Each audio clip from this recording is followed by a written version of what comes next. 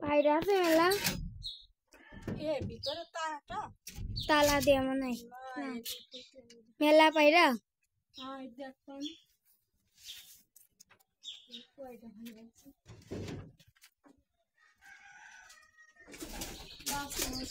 কোষ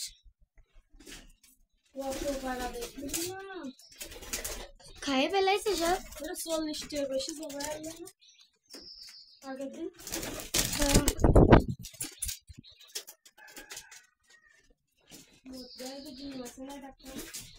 ডিম কো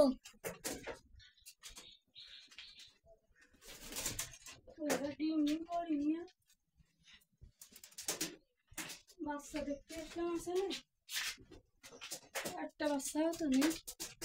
দেখ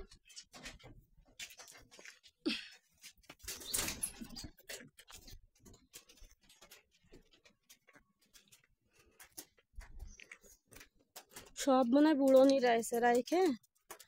সব খেয়ে ফেলাই দিছে এরা কি সুন্দর ঘর বানায় যদি এই করে তাহলে পায়রা মেয়েরা হয় কোনোদিনও